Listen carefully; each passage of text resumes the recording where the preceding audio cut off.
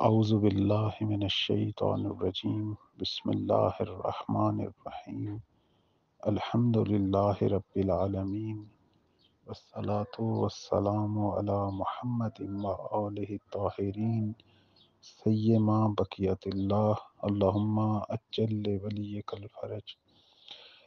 اللہ تعالیٰ کی بارگاہ میں دعا ہے یوسف زہرا سلام اللہ علیہ کے ظہور میں تعجیل فرما۔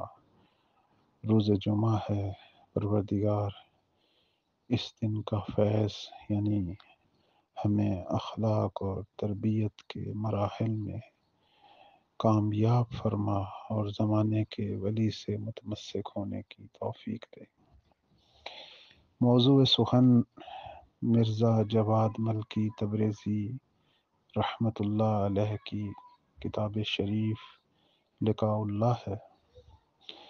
ہم اپنے سلسلہ دروس میں اس مقام پر پہنچے تھے کہ اگر کوئی شخص اپنے نفس کی، اپنی روح کی حقیقت کو درک کر لے، یعنی اپنی معرفت پیدا کر لے، تو پھر وہ رب کی معرفت بھی حاصل کر سکتا ہے۔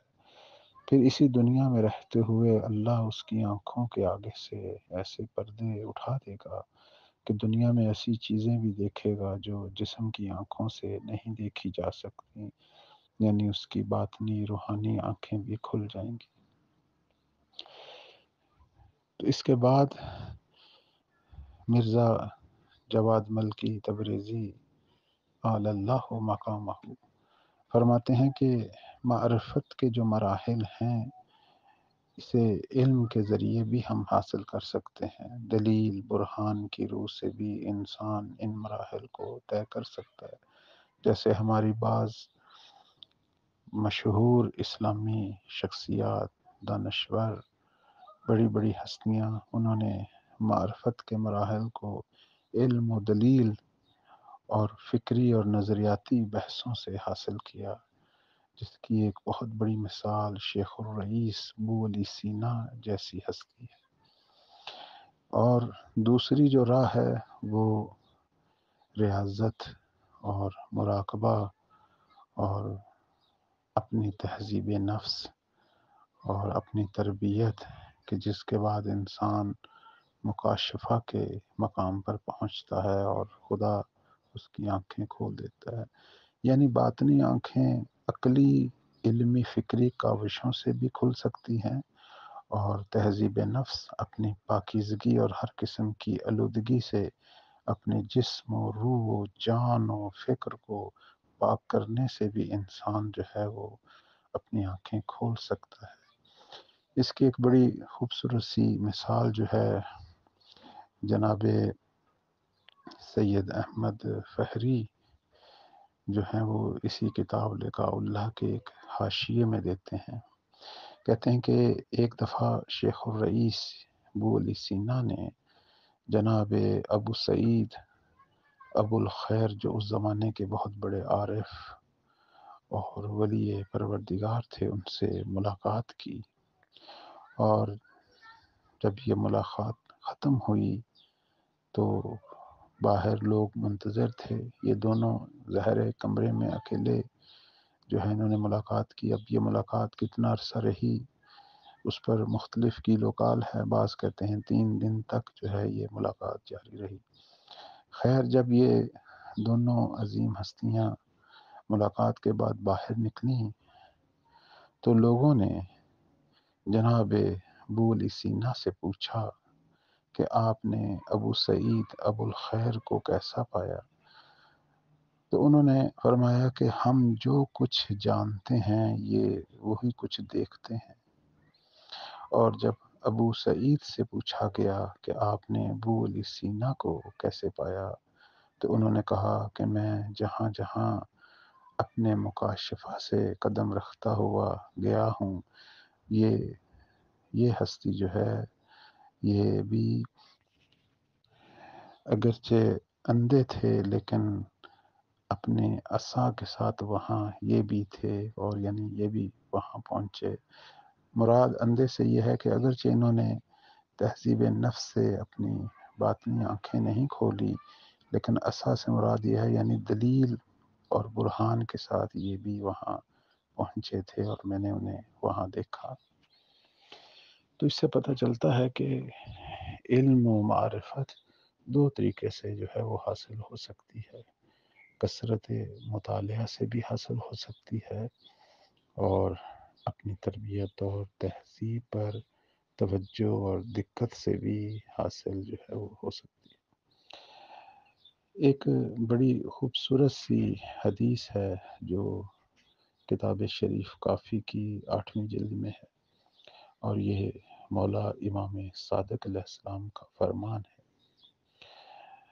یہ فرمان جو ہے وہ اسی موضوع پر جو ہے وہ موجود ہے، جو موضوع ہمارا زیر بحث ہے کہ معرفت نفس سے معرفت پروردگار تک پہنچنا، اور اس میں جو لذتیں اللہ نے رکھی ہوئی ہیں، جو نعمتیں رکھی ہیں، اس پر مولا جو ہیں وہ درس دے رہے ہیں اپنے اصحاب کو۔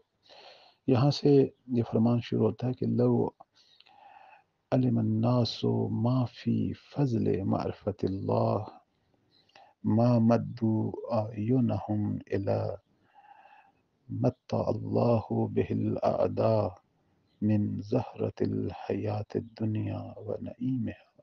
یہاں سے یہ فرمان شروع ہوتا ہے اور کافی طولانی ہے۔ اس کا ترجمہ جو ہے وہ میں آپ سب کی خدمت میں پیش کرتا ہوں۔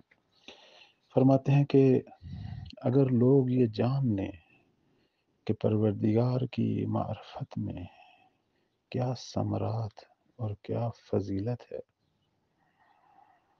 تو پھر جو کچھ ان کے دشمنوں کے پاس ہے دنیا کا اور دنیاوی نعمتوں کا، وہ اس کو نہیں دیکھیں گے۔ پھر یعنی جن کے پاس معرفت پروردگار ہے، پھر وہ دشمن کا مال و دولت نہیں دیکھیں گے۔ اور ان لوگوں کے سامنے مولا فرماتے ہیں، ان لوگوں کے سامنے ان دشمنوں کی دنیا جو ہے اس مٹی سے بھی کم اہمیت رکھتی ہے جو ان کے پاؤں کے نیچے ہوتی ہے۔ جب یہ چلتے ہیں تو جو مٹی ان کے پاؤں کے نیچے جو خاک ہوتی ہے، اس سے بھی جو ہے وہ دشمنوں کا مال و دولت اور ان کی جو نعمتیں ہیں وہ اس سے بھی کم اہمیت رکھتی ہیں۔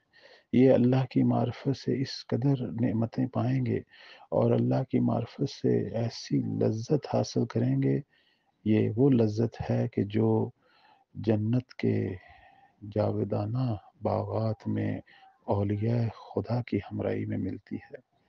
پھر فرماتے ہیں کہ یہ خدا کی معرفت ہے جو دلوں کو اطمینان و سکون دیتی ہے اور ہر خوف سے محفوظ رکھتی ہے، اور خدا ہے کہ جو ہر تنہائی میں انسانوں کا محبوب ترین یار و دوست ہوتا ہے، اور ہر تاریکی میں یہ اس کی معرفت روشنائی کا مقام پاتی ہے، اور ہر کمزوری کے مد مقابل اسے قوت اور طاقت دیتی ہے، اور ہر درد کی شفا ہے یہ معرفت۔ اس کے بعد مولا فرماتے ہیں، تم سے پہلے ایک قوم تھی جو خدا پرست تھی، موحد تھی، اور دشمنوں نے ان کو بہت ظالمانہ طریقے سے قتل کیا، ان کو جلایا اور آریوں سے ان کے جسموں کے ٹکڑے ٹکڑے کیے، اور زمین اپنی تمام وسعت کے ساتھ ان کے لیے تنگ کی۔ لیکن یہ سارے ظلم اور یہ اذیتیں انہیں اس روش اور اس زندگی کے طریقہ سے دور نہیں کر سکیں۔ ان پر ظلم ہوا، حالانکہ انہوں نے کوئی ان کے ساتھ کچھ نہیں کیا تھا۔ یعنی جن دشمنوں نے ان کے ساتھ ظلم کیا، اس خدا پرست قوم نے تو انہیں کوئی بھی کسی قسم کی اذیت و آزار نہیں پہنچائی تھی۔ اتنا ان کو تشدد سے جو مارا گیا ہے، تو ان کا جرم کیا تھا؟ کیونکہ یہ خدائے عزیز و حمید پر ایمان رکھتے تھے۔ پھر مولا فرماتے ہیں اپنے اصحاب کو، اے میرے اصحاب، اللہ سے اس قوم کے درجات مانگیں، اور دنیا میں جو مشکلات اور جو کچھ بھی مصیبتیں تحمل کر رہے ہو اس پر صبر کریں، تاکہ تمہیں ان کی کاوشیں اور ان کا اجر نصیب ہو۔ میں یہیں پہ اپنی گفتگو ختم کرتا ہوں۔ انشاءاللہ اس کتاب کے حوالے سے درس جاری رہے گا۔ آج روز جمعہ ہے، روز استجابت ہے۔ اللہ سے دعا مانگتے ہیں پروردگارہ ہم سب کو جو بھی اس معارف اور مہدویت کے دروس کو حاصل کر رہے ہیں، یہ جو ہمارا ایک چھوٹا سا مرکز ہے، پروردگارہ ہم سب کو اسی قوم کی کاوشیں اور اسی قوم کا اجر اور اسی قوم کی ہمت نصیب فرما کہ جس کا ذکر امام صادق علیہ السلام نے کیا، تاکہ ہم بھی ان دنیا کی مشکلات پر، دنیا کی اذیتوں پر ان لوگوں کی طرح صبر کریں اور ہمارا ایمان بڑھے، ہماری توحید بڑھے، ہماری معرفت بڑھے، ہمارا اخلاق بڑھے، ہم ولی خدا کے شائستہ ہمراہی بنے، خدمت گزار بنے، اس گناہوں کی ظلمتوں سے نکلیں، کوئی نور ہمارے دلوں پر بھی چمکے انشاءاللہ۔ پروردگارہ ہماری ان دعاؤں کو قبول فرما، اس قابل بنا کہ یہ جو کچھ کہہ رہے ہیں اور سن رہے ہیں یہ ہمارے دلوں میں، دل و دماغ میں، ہماری روحوں میں، ہمارے نفسوں میں یہ چیز راسخ ہو۔ الہی امین۔ والسلام علیکم ورحمۃ اللہ۔